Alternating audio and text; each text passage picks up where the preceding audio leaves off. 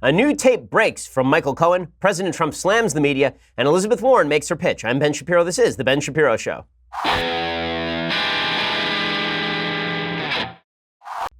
Well, a lot of breaking news today, but let's begin with this. I have some exciting news to announce. I know you've all been waiting with bated breath for this, particularly my college fans. Right now, we are about to announce where exactly I shall be going with YAF, Young Americans Foundation. Last month, we announced the finalists for my fall campus tour. Those are the schools that might be so lucky as to risk the ire of triggered leftist students when the hurricane that is me comes to campus. Well, today, I'm excited to announce the 6 colleges that make the cut. So, here we go. Drum roll, please.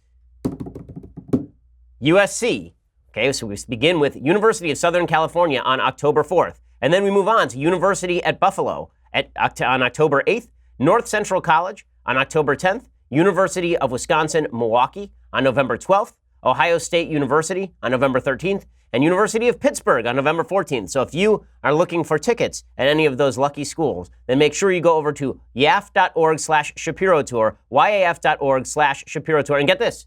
We now have a shirt, a tour shirt. It's an official Ben Shapiro YAF tour shirt. It will be available on Amazon at our new merch store. That's right. The Shapiro store is finally open at long last. You survived to see it. You can wear the shirt when you come to see me speak at your school, or you can frame it and treasure it, hang it on the walls. You watch the live stream, gaze at it every evening, knowing that you've made your life better and you've made the world a better place. If you'd like me to visit your campus in 2019, then definitely check out yaf.org/Shapiro Tour, and that's where you can learn how to apply to bring me to your school. I have to say, these t-shirts are pretty cool, although it would be kind of douchey for me to wear a t-shirt with my own face on it.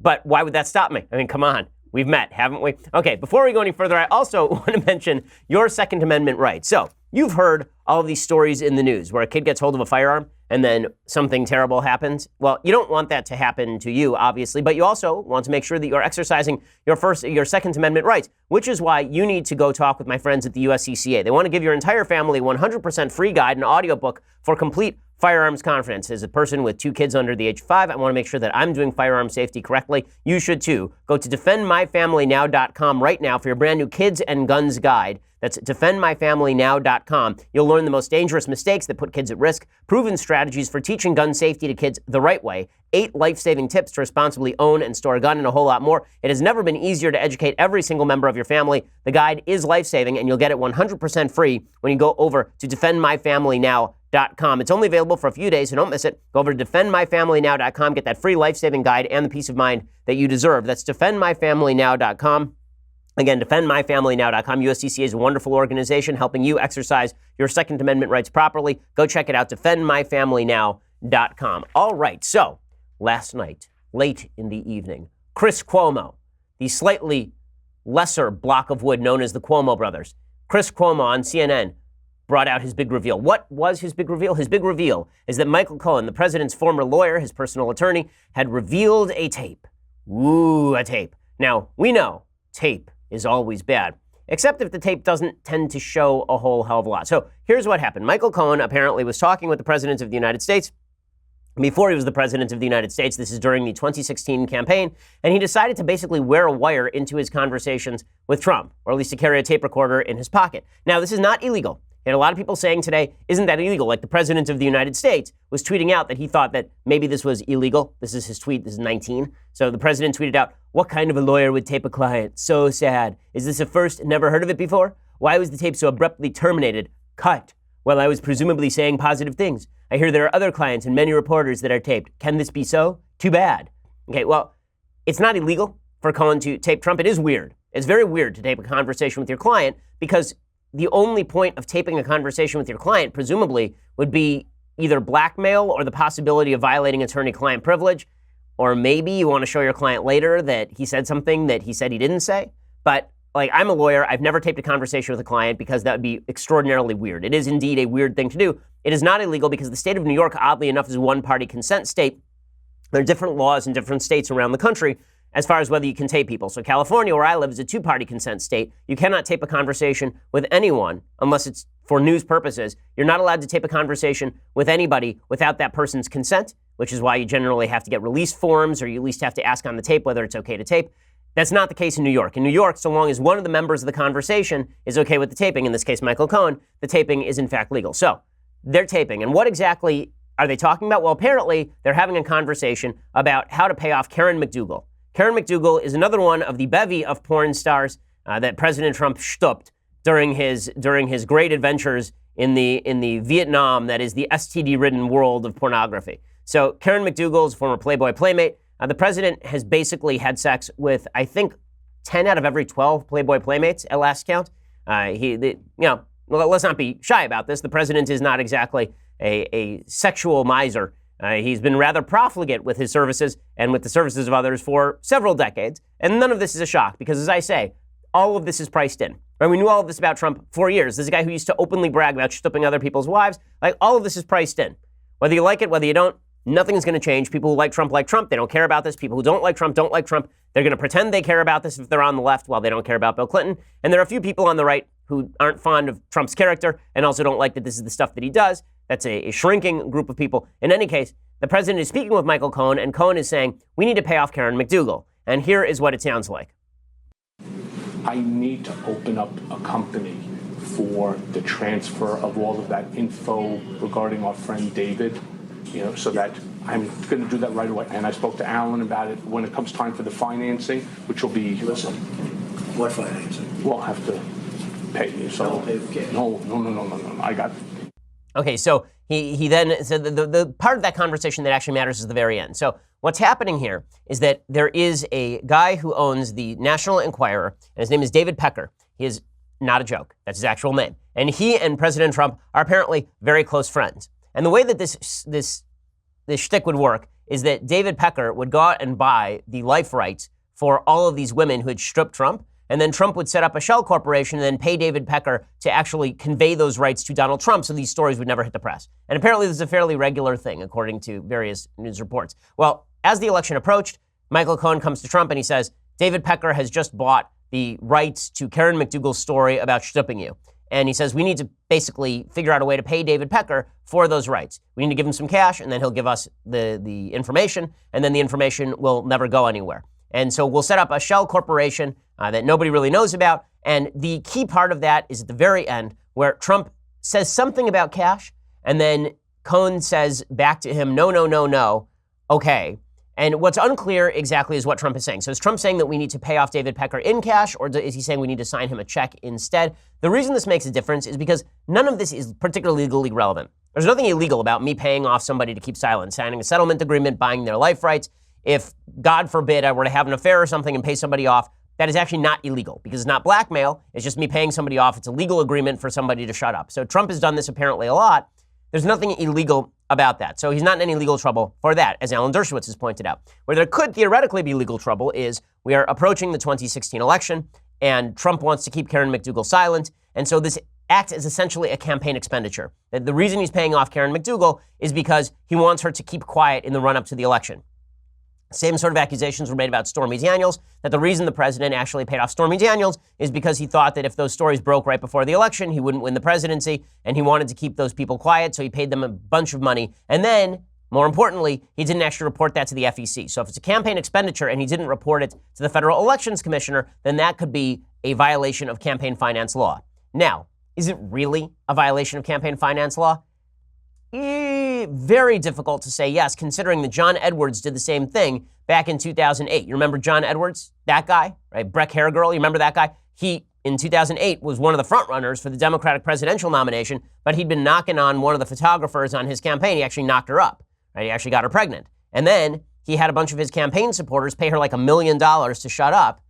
And this came to light, and they tried to prosecute him for campaign finance violations, and that prosecution fell through. There was a hung jury, and then they never retried him. So it's difficult to say that Trump did anything wildly different than anything that John Edwards did back in 2008. That said, the media think they finally have President Trump. They think that this will be the porn star that finally takes down the president. It's like Lucy with the football. Basically, there's a story that comes out with Trump stuffing a porn star and then paying her off, and the media says, now we have him, And Trump kind of nods slowly, like Jack Nicholson in that gif. He kind of just nods slowly. And then the Democrats approach the football, Trump pulls away the football, and the Democrats and the media go flying through the air. Now, the reason the Democrats are really excited is because they think Michael Cohen has even worse material on Trump. That is unclear at best. We know that there's something like 12 tapes between Trump and Cohen, supposedly, or 12 tapes that Cohen has. We don't know what's on those tapes. We know eventually they will leak. Cohen's lawyer is suggesting that this tape itself is evidence of illegal activity by the President of the United States. So this is Lanny Davis. So Lanny Davis was last seen in 1998 defending President Clinton. And now here he is on the other side going after President Trump. Basically, history repeats itself. The first time is tragedy. The second time is farce. This is the farce. Here's Lanny Davis, Michael Cohen's lawyer, on what these tapes supposedly show. We know that Trump has lied, even during the campaign when his campaign spokesman denied 2 months after this tape that he knew anything about Karen McDougal. Ladies and gentlemen, if you voted for Donald Trump, listen to the tape and ask yourself, is Donald Trump lying when he said he didn't use the word cash and accuses Michael Cohen of using the word cash? Okay, so there is that. And are we really in a situation where President Trump is lying about cash or checks? It doesn't matter, honestly. Legally speaking, it doesn't matter if he paid cash. It doesn't matter if he paid for a check. The only real question is whether he reported it to the FEC or whether he even had to. If it turns out that Trump regularly paid off women to keep silent, this probably is not an election violation, but Lanny Davis is going to make this look as bad as humanly possible. Why? Why is Michael Cohen doing this? Because Michael Cohen thinks that he's going to be prosecuted, and if he flips on the president, that his prosecution will basically be kicked to the second priority position, that it just won't matter as much. So Michael Cohen's lawyer continues. He says only drug dealers and mobsters use cash. The idea here is to make Trump look as bad as possible so that it looks like Cohen actually has material. Gotta say, Cohen is a pretty sleazy dude here. Now, this is not to excuse the president's sexual profligacy. It's not to excuse the fact that Donald Trump has a really, really poor history with women. It's not to excuse any of those things. But when I see this situation, the first thing that occurs to me is Michael Cohen was happy to ride on Trump's coattails for years and take his money and play his protection man. And then the minute things go wrong, he's out there ratting on him. But it's not even ratting about anything that's necessarily illegal. He's just ratting on him in order to avoid culpability for other activities, perhaps. But Lanny Davis says that this is mobster type stuff, what Trump did here. There's no way that Mr. Giuliani, who knows from being U.S. attorney, the only people who use cash are drug dealers and mobsters. Cash is not what you do. Okay, so again, I think that this is an exaggerated case being made by a lot of folks on the left. Do they think they're really going to get Trump this time? Apparently, they do. Rudy Giuliani has been caught in a little bit of a pickle. This is the president's lawyer. He's been caught in a little bit of a pickle because he suggested that Trump only paid via check. He never would have paid via cash. Now it appears that he may have paid via cash. But again, I don't think that any of this is going to make a large difference. I'm going to explain that in just a second. First, let's talk about the software that you are using for your company. Okay, you're dealing with a real head scratcher, and having your go-to person on call is a no-brainer. And this is particularly true when it comes to the world of software, which is really, really complex. When it comes to picking the right software for your business, Software Advice has done all the research for you. Their team of advisors can point you in the right direction so you can start working more effectively right now, and it's absolutely free. Just go to softwareadvice.com/Ben, answer a few short questions about your business. You will be connected with an advisor to discuss the best software options for your needs. Talking to an advisor, it can take 10 minutes or less. Whether you're a medical professional, construction manager, HR pro, Software Advice saves you time and helps you make a more informed decision. We here at the Daily Wire offices talk to the folks at Software Advice because we use an awful lot of technology and we need to know what is the best technology to use. So whether you are any of those jobs, you're going to need Software Advice. And if you're an entrepreneur or you work solo, Software Advice is a great way to get an expert opinion even without the resources of a big company. So they're on call and they can help you figure out your business software in minutes for free. Go check them out, softwareadvice.com/Ben to get started. That's softwareadvice.com/Ben, softwareadvice.com/Ben. Go and check it out. Okay, so Rudy Giuliani comes out in President Trump's defense. He says, listen, President Trump is not an idiot. He didn't do anything illegal here. There's no way the president is going to be talking about setting up a corporation and then using cash, unless you're a complete idiot. And the president's not an idiot. Okay, well, I honestly think that's sort of an irrelevant point. In the end, is this going to take down Trump? No, of course this isn't going to take down Trump. Now, what we do have to discuss here is the way that the media has treated this particular issue. So when it was President Clinton, okay, again, I don't mean to misdirect away from the supposedly central issue, which is how President Trump acted with regard to money. When it was John Edwards, when it was President Clinton, when it was Ted Kennedy, the media buried this stuff. Okay, the media were not interested in covering this stuff. When it comes to Barack Obama's college transcripts, we still don't have those. But when it comes to tapes that are being released by Michael Cohen, then the media is eager to run all of those, right? This is the same media who decry all the people who are running all of the Hillary Clinton emails that were being put out there by WikiLeaks. the same media is now saying, well, if we decide to run these tapes, it's totally fine to run these tapes.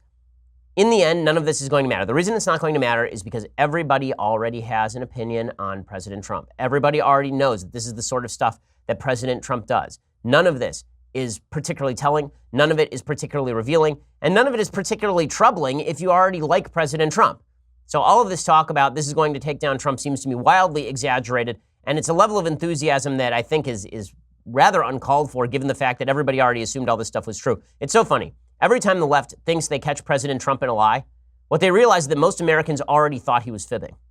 And this is the part that I think the media don't understand. Even people on the right who say that they believe President Trump at every turn, they understand when he's fibbing.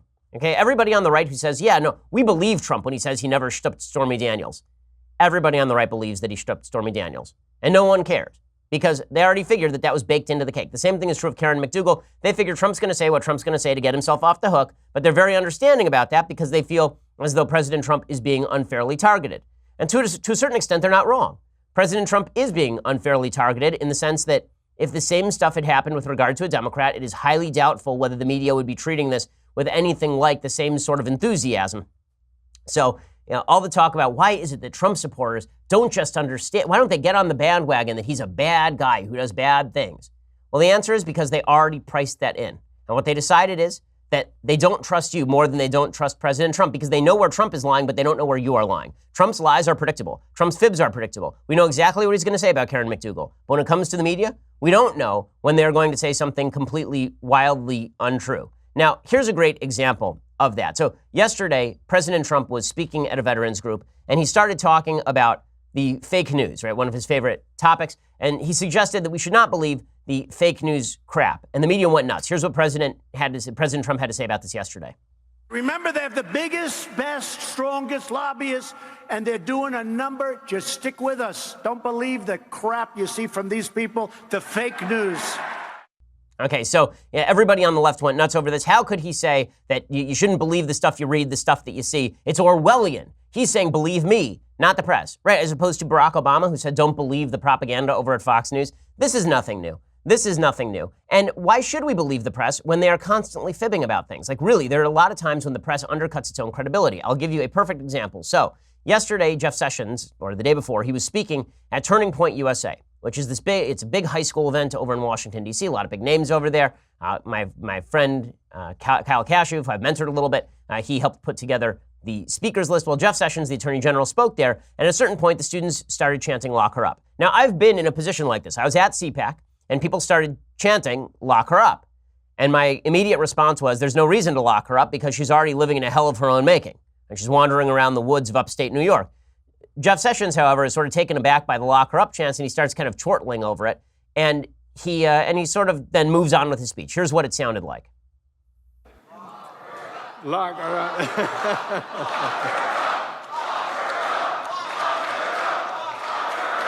Well, so.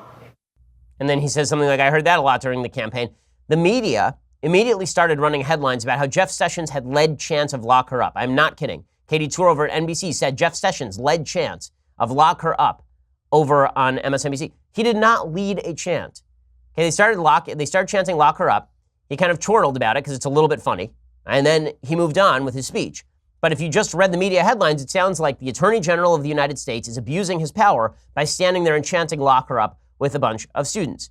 Okay, another great example of the media's malfeasance on these topics. So my friend Allie Stuckey, okay, Allie's great. She's over at CRTV, which is a great outlet. You should check it out. And Allie she does these sort of parodic videos. How do I know she does parodic videos? Because I did one with her. Okay, just a few weeks ago. It was actually at a Turning Point USA event. She was there to cover it, and we went in a room with her cameraman, and she did basically a rip-off of Between Two Ferns. She sat across from me, and she asked me absurd questions, and I sort of laughed awkwardly at the absurdity of the questions. This is Allie's shtick, right? She generates an awful lot of satire content. So she took an interview. We showed you, and you listened to, portions of this same interview with Alexandria Ocasio-Cortez. Okay, we actually played this interview on the air. It was with Margaret Hoover on PBS. It's the same interview in which Alexandria Ocasio-Cortez suggested that she didn't know anything about foreign policy, and she obviously didn't know anything about capitalism or economics, and she looked like an idiot. So what Allie did is she cobbled together a video of her questioning Alexandria Ocasio-Cortez, and it was very funny. And it was obviously not real. And the reason you know it's not real is because the background for Alexandria Ocasio-Cortez is not even remotely the same as the background in the video for Ali Stuckey. It is obvious that that Cortez is not sitting down with Ali Stuckey. You can also tell because in some of the cutaway shots, you can see Margaret Hoover's dress, which is green. And then when they cut away to Ali Stuckey, she's wearing a blue dress. It's completely a different dress. Okay, here is what it sounded like. And then I'll tell you how the media reacted to this because it's completely insane.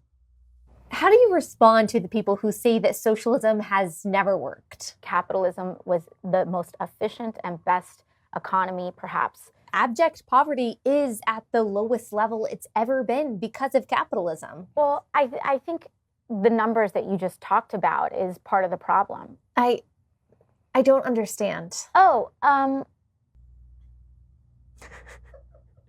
So what do you hope to accomplish when you're in Congress? This is a really good question. So what is it? I just think that that's the wrong question. Okay. So why should voters vote for you? You vote. It's democratic. Okay, and obviously it is Ali mocking the hell out of Alexandria Ocasio-Cortez, which is fine. You know how I know it's fine? Because the left does this exact same tactic all the time. For instance, last week, Stephen Colbert.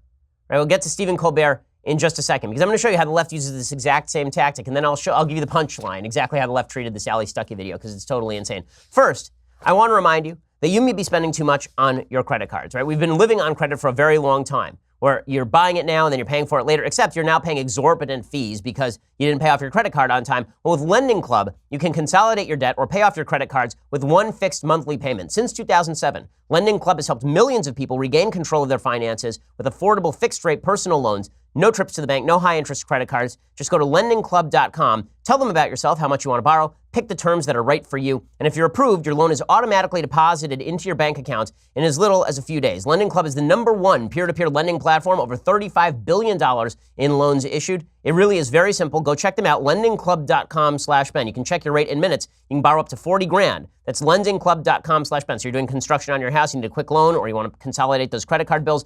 Lending Club does it for you. Lendingclub.com/Ben. All loans made by WebBank, member FDIC, equal housing lender. Go check it out right now. Lendingclub.com/Ben. It's an easy way to get a loan if you qualify, and you can find out if you do right now. Lendingclub.com/Ben. Use that /Ben so you can check your rate in minutes and then borrow up to $40,000. Check it out. Lendingclub.com/Ben. Okay, so Ali Stuckey cuts this video with Alexandria Ocasio-Cortez. And as I say, this parodic video in which she sits across from the radical socialist, self-described democratic socialist Alexandria Ocasio-Cortez goes viral. There's like 1 million hits on Facebook.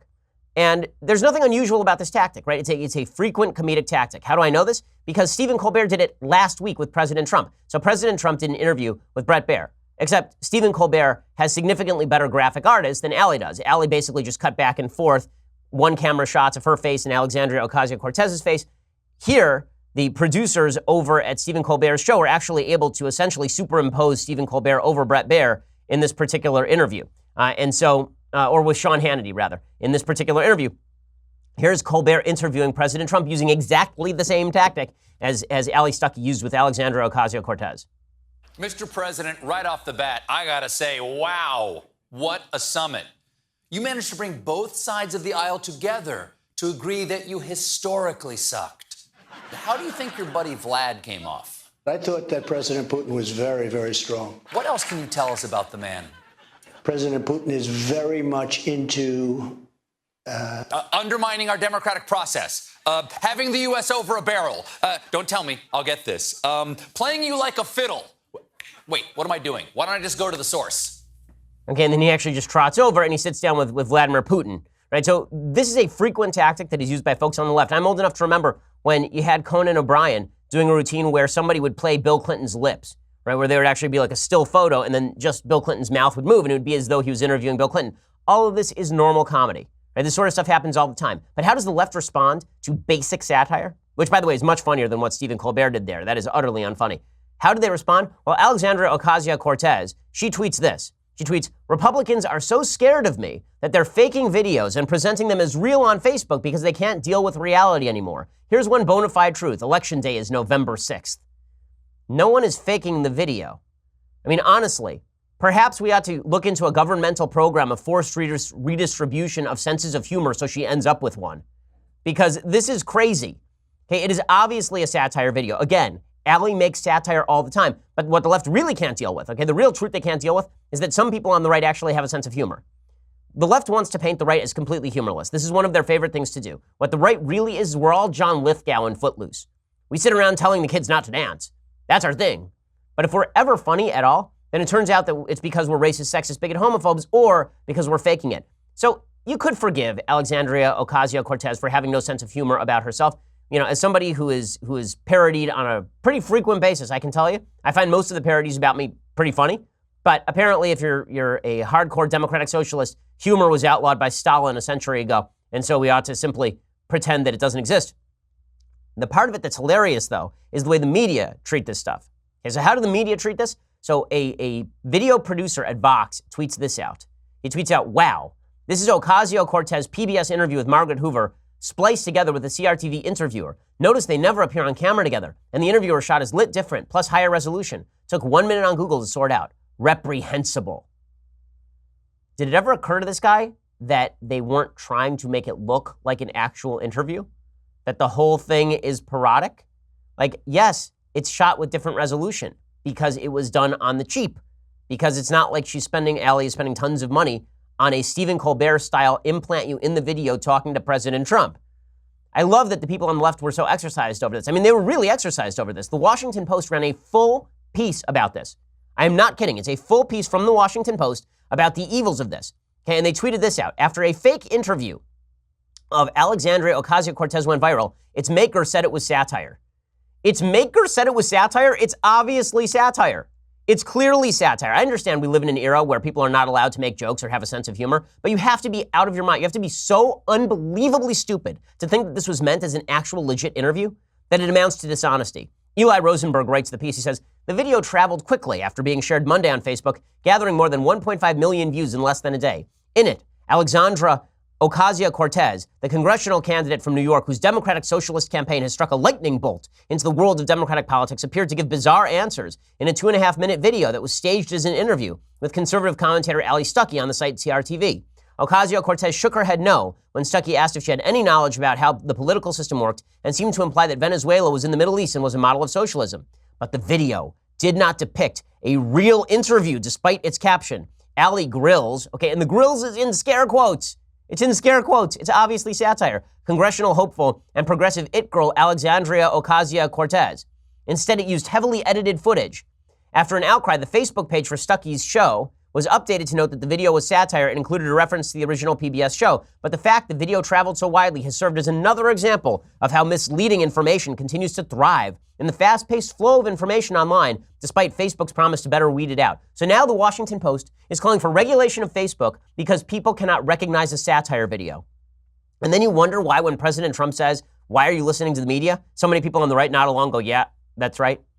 You know when I saw this video, this Ali Stuckey video for the first time? It says a couple of nights ago when it first went up, and my father was online. He said, look at this hilarious video. Everyone realized that it was funny. Everyone realized it was satire except the writers at the Washington Post. And then this writer says misinformation is not completely outlawed according to the company's community guidelines, and neither, of course, is satire, but the video appeared to fall into a confusing gap between the two before it was labeled. No. It says, to many skeptical eyes, the video was obviously fishy and staged, but it appeared to be taken seriously after it was shared on some conservative-leaning pages on Facebook. This is reminiscent of when, I believe it was the Washington Post, ran a fact check on a Babylon Bee piece on Facebook. The Babylon Bee is like the Onion of the right. It's just incredible. It's just incredible. Again, this is a frequently used tactic on the left, the fake interview. It's a very funny bit. Right? For example, I'm old enough to remember when late-night comedians did Bush versus Bush. Did anybody actually, Jon Stewart did this. Did he actually think that George W. Bush was debating George W. Bush? Like, did anyone think this was anything but satire? And here it is from, 10 years ago. Mr. President, let me just get specific. Why are we in Iraq? We will be changing the regime of Iraq for the good of the Iraqi people. Governor, then I'd like to hear your response on that. If we're an arrogant nation, they'll resent us. I think one way for us to end up being viewed as the ugly American is for us to go around the world saying, we do it this way, so should you. Okay, so Okay, this is a tactic that's frequently used, and this is the part that drives me up a wall. When you undercut your own credibility on a regular basis, members of the media, it's going to be very difficult for you to fight President Trump when he says that you've destroyed your own credibility. Okay, before we go any further, let's talk about your impending death. So let's be real about this. You're going to plot. And when you do, if you don't have life insurance, your family is going to be a lot poorer than they were while you were alive and earning, son. So go check it out right now. 71% of people say they need life insurance. Only 59% of people have coverage. That means at least 12% of people are procrastinating. Go check it out. Policy Genius, the easy way to compare life insurance online. You can compare quotes in just 5 minutes. When it's that easy, putting it off becomes a lot harder. You can compare quotes while you're sitting on the couch watching TV. You can compare quotes while listening to this podcast. Go try it. Policy Genius has helped over 4 million people shop for insurance. They've placed over $20 billion in coverage. And they don't just make life insurance easy. They also compare disability insurance, renter's insurance, health insurance. If you care about it, they can cover it. So if you need life insurance, but you've been putting it off because it's too confusing or you don't have the time, check out Policy Genius. It's the easy way to compare top insurers and find the best value for you. There's no sales pressure, zero hassle, and it's free. PolicyGenius.com. When it's this easy to compare life insurance, there's no reason to put it off. Fact is, everybody needs life insurance. Yes, you. Go check it out. PolicyGenius.com. Alrighty, so the media obviously stepping in it on a routine basis, and it would be hilarious if it weren't quite so sad. Now, in a second, I want to talk about some other agenda items on the left that involve things including plastic straws. I'm not kidding. But first, you're going to have to go over to dailywire.com and subscribe. So for $9.99 a month, you can get a subscription to dailywire.com. When you do, you get the rest of this show live, the rest of Andrew Klavan's show live, the rest of Michael Knowles' show live. There's a lot of good stuff that you get when you become a subscriber. For a $99 annual subscription, you get this, the very greatest in all beverage vessels, the leftist tears, hot or cold tumbler. Go check it out right now. Also, when you subscribe at YouTube and you hit that little bell so that you're updated, you will be able to know when we release a new episode of our Sunday special. And this Sunday special is pretty awesome. Coming up this Sunday, Mike Rowe is stopping by, Dirty Jobs Mike Rowe. So go check it out. Okay, here's Mike Rowe talking about how awesome it was. Did you know Ben Shapiro has a Sunday special? Did you know it was on Sundays? Well, it is. Did you know that I'm his guest this Sunday? Well, I am. Did you know that watching it will make you exponentially smarter and more liked? It will. See you Sunday. So check that out, the Sunday special coming up. And when you subscribe at YouTube or iTunes, then you can ensure that it will arrive in your inbox just as promised. Go check it out. We are the largest, fastest growing conservative podcast in the nation.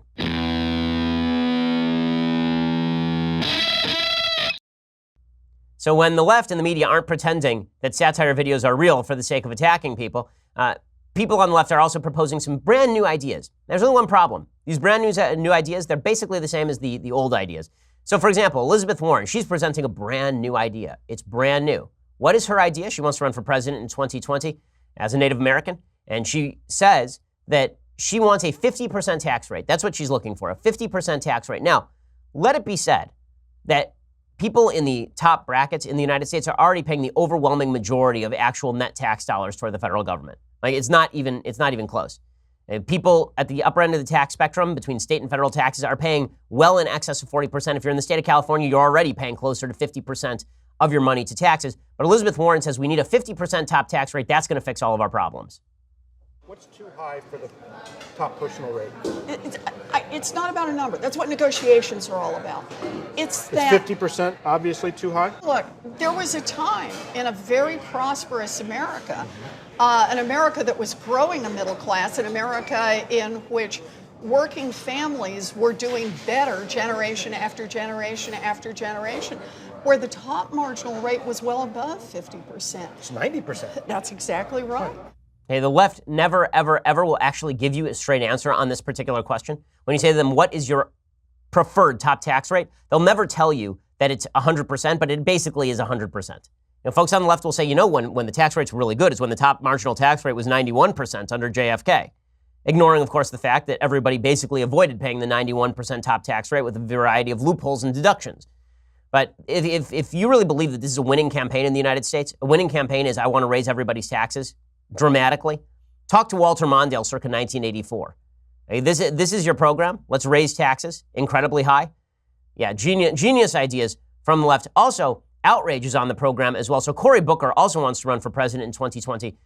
This is why when people say that Donald Trump is running at a disadvantage in 2020, I just wonder who they think he's going to run against. If it's going to be Elizabeth Warren, who's sending smoke signals, or Cory Booker, wild-eyed Cory Booker, the advantage has to be with Trump. Cory Booker is the senator from New Jersey, one of the senators from New Jersey, along with the execrable Bob Menendez. And Cory Booker has decided that he is going to play Crazy Eyes Mr. Potato Head in his 2020 campaign. He's going to get out his angry eyes, slap those things on, and then he's going to go out and campaign. Everything that he says is 5 times too crazy for actual moderate politics. Here he is yesterday suggesting that anyone who supports the nomination of Brett Kavanaugh for the Supreme Court is complicit in evil. And behind him is Elizabeth Warren. Even she looks awkward over this. There is no neutral. In a moral moment, there is no bystanders. You are either complicit in the evil, you are either contributing to the wrong, or you are fighting against it.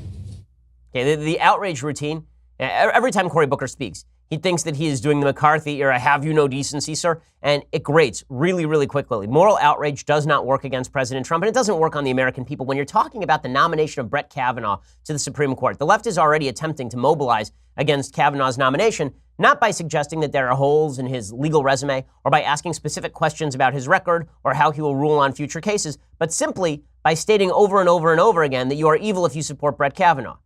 Well, this was exactly the thing that led to Trump's presidency in the first place. Everybody on the right got tired of hearing they were evil for disagreeing politically, and so the left is doubling down on all of that. So what have we learned from the left in the last 24 hours? We've learned that their program involves dishonestly suggesting that satire is actually real for the purposes of attacking people.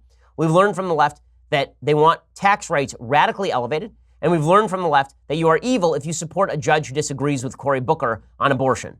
This is what we've learned from the left. The radicalization of the Democratic Party is happening in real time. And this is not me suggesting this from some subjective point of view. Real Clear Politics has these charts that show sort of the movement in the party politics over the past 20 years. And what you see is that the Republican Party moved to the right, leading all the way up till 2010. And since 2010, the Republican Party has basically been stagnant in its policies. And what you see is that the left, the Democratic Party, has moved radically to the left since 2010. And that's not a giant surprise because just watching it in real time, you can see it happening. I'm old enough to remember when Barack Obama was running on behalf of traditional marriage and suggesting that he didn't want to raise taxes in 2008. And now you've got Elizabeth Warren, who's going to run on transgender bathrooms and 50% tax rates. That might be a little bit too radical for the American people. Now, the other angle that folks on the left could take is that the Republicans in Congress aren't checking President Trump quite enough, that the Republicans in Congress are letting President Trump have his way. The problem is it's hard to come up with the evidence that on policy they're actually letting Trump have his way, except perhaps on the issue of tariffs, where Congress really should seize back its power. It's a legislative power under Article 1 of the Constitution to handle tariff policy. But on other areas, for example, on Putin, the left has suggested that the Republicans are complicit in allowing President Trump to sell out the country to Vladimir Putin, except for the fact that the policy that has been promulgated by Congress is much harsher under President Trump than it ever was under President Obama. Yesterday, for example, Senator Mitch McConnell, the Senate Majority Leader, Cocaine Mitch, he came out and he said that Speaker of the House Paul Ryan, the two of them would not be welcoming Putin to give some sort of joint address to the houses of Congress. So they're not going to go along with the sort of warm feeling that President Trump has for Putin. Again, the policy that Trump has pursued via Putin is very different from the verbiage he has spoken via Putin with regard to Putin. Here is Mitch McConnell elucidating. Well, I can only speak for the Congress. The Speaker and I have made it clear that Putin will not be welcome up here at the Capitol. Okay, well, again, if the idea is you need to elect Democrats to check the President of the United States, I'm failing to see where Trump has really overridden his constitutional boundaries, except in the area of tariffs. And there is a case to be made that Republicans should stop him on that stuff for the sake of Trump's own presidency. But the case for a Democratic Congress has never been weaker, I think. And that's why I'm so bewildered by folks like George Will, who have suggested we need Democrats in Congress to check President Trump. You may not like President Trump, but the policy that is emerging from the Trump administration is not the same as President Trump's his personality and what he believes personally. They're not quite the same thing at all. I'm not sure how you trust Democrats, especially considering this final plank of the Democratic platform that I'm going to talk about in just 1 second. So, final plank of the Democratic platform apparently for 2020 is going to be plastic straws suck. And no, I don't mean that in punny fashion. I mean that they're no longer going to allow you to slurp through plastic straws in cities like San Francisco. According to the San Francisco Chronicle, soon to be heard in San Francisco, the last slurp through a plastic straw. This morning, my kids wanted to drink some tea and they wanted to use plastic straws. So I guess I am now complicit in evil, according to Cory Booker.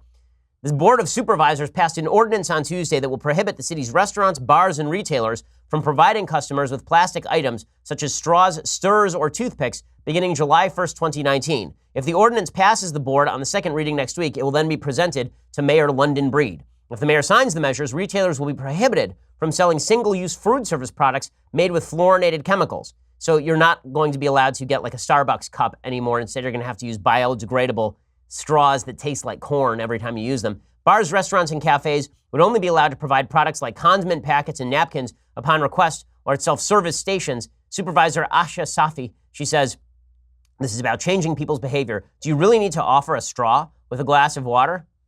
Well, yeah, I mean, I kind of want the straw, so a little bit. And if, by the way, all of the propaganda surrounding plastic straws is absolutely silly. When people say that plastic straws are actually contributing to the degradation of the environment in a serious way, it's just not true, okay? There's basically a survey that was done by an 8th grader suggesting that there are 8 million plastic straws that are thrown into the ocean, but that's just not, it's not true. It's not true, okay? This is your program now, is to make life more, so poop on the streets in San Francisco, fine. Straws on the streets in San Francisco, not okay. Open needles on the streets of San Francisco, fine. Straws on the streets of San Francisco, not okay. Plastic straws are not the problem. If you want to talk about ocean pollution, by the way, what is really polluting oceans are nets. Okay, that's really what's happening. The anti-straw movement, according to Bloomberg, took off in 2015 after video of a sea turtle with a straw stuck in its nose went viral. Campaigns soon followed, with activists often citing studies of the growing ocean plastics problem. But this well-intentioned campaign assumes that single-use plastics have much to do with ocean pollution. That assumption is based on some highly dubious data. Activists and news media often claim that Americans use 500 million plastic straws per day, which sounds awful, because that's stupid. There are only 300 million Americans. Okay, in this room, guys, on average, how many plastic straws do you use a day?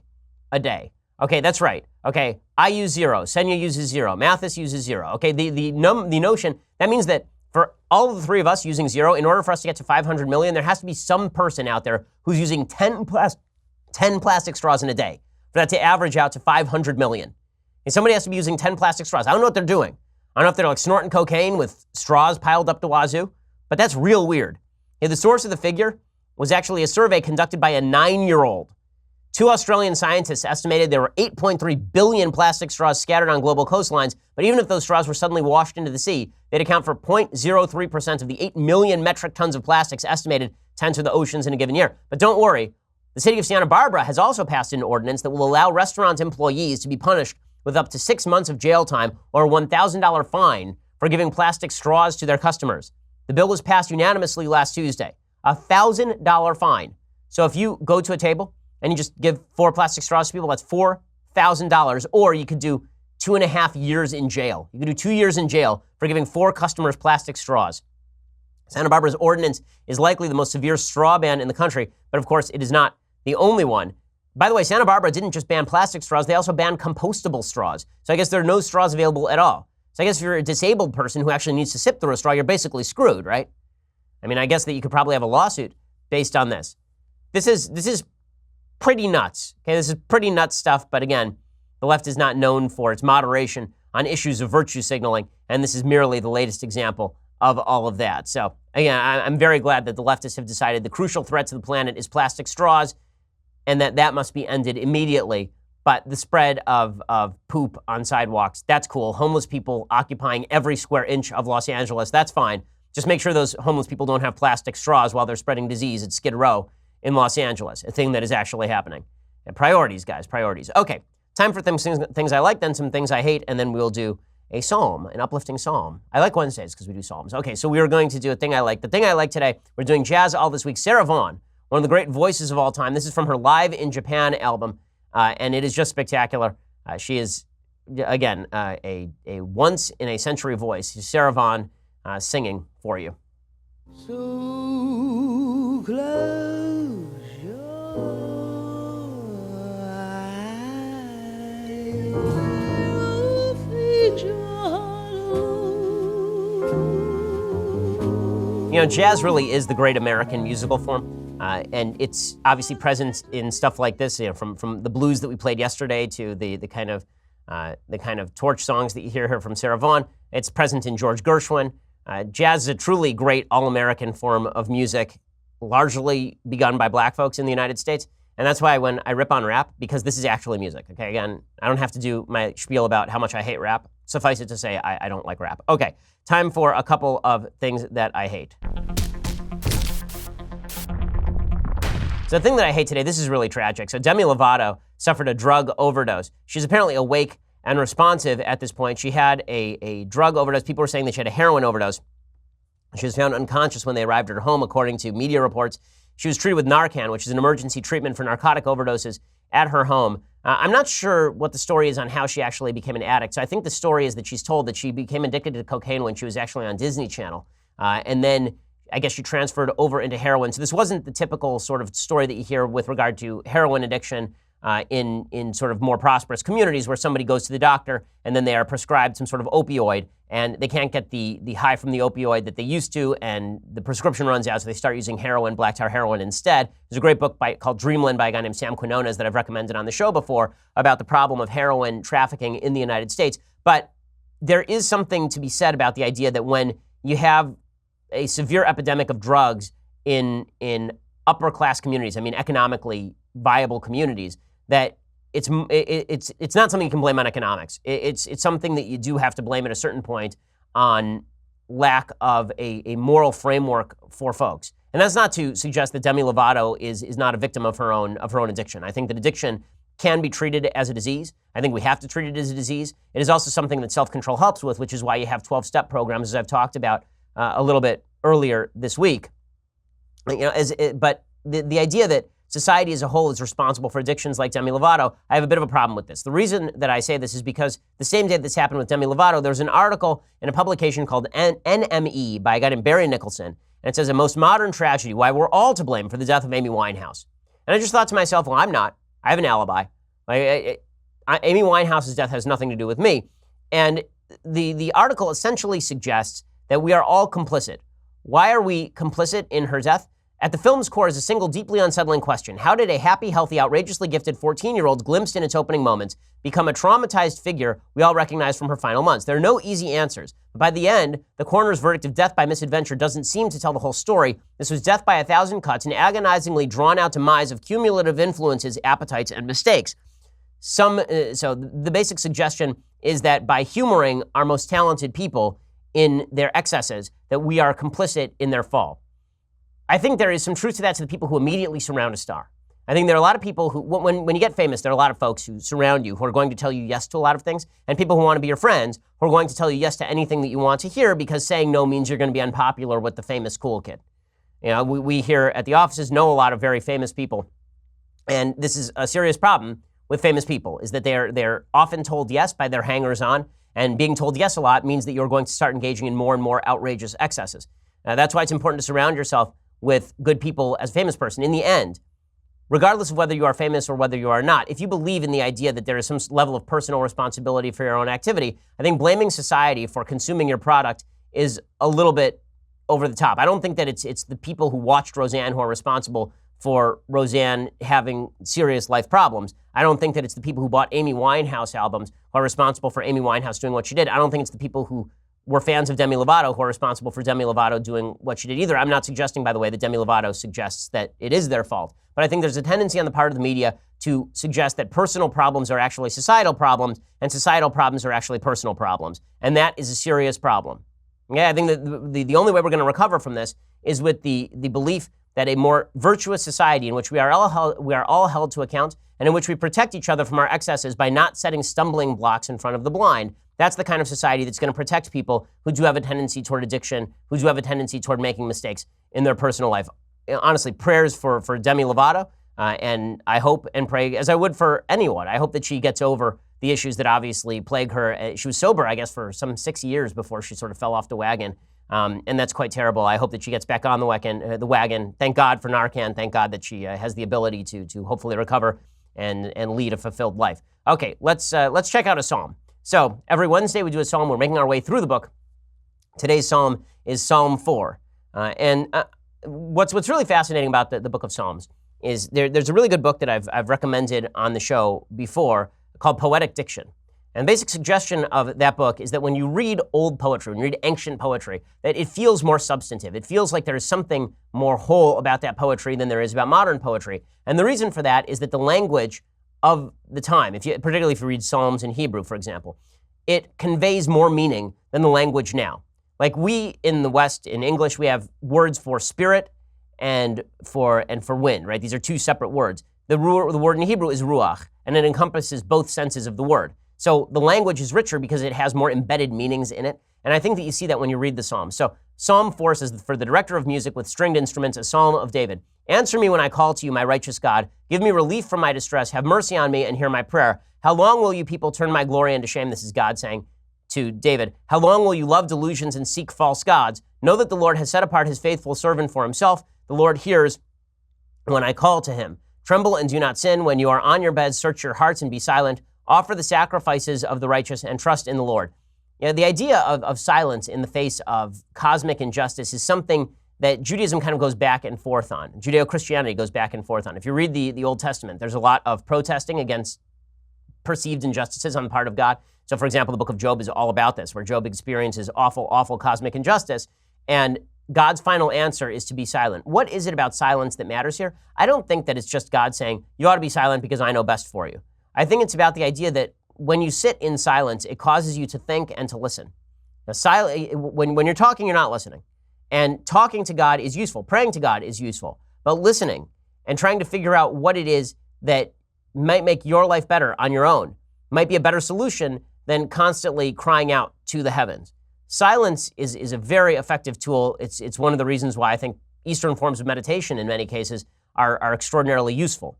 The idea of actually just taking a break and shutting up for a second. In politics, if we did this a little more, if we shut up a little bit more and listened a little more and talked a little bit less, I think that we'd all be better off. I think it's certainly true when it comes to our personal interactions with the divine as well. And I'm not saying that God is going to speak to you, because I don't think that most people have the ability of prophecy, but I do think that you just listening is going to allow you to maybe see beyond yourself. This is true for all of us. It's the hardest thing to do, is to be silent in the face of perceived injustice from the cosmic. But perhaps we can get beyond ourselves if we're not talking quite so much. Okay, well, we'll be back here tomorrow with all the latest, and we'll talk about it. Well, then, I'm Ben Shapiro. This is The Ben Shapiro Show.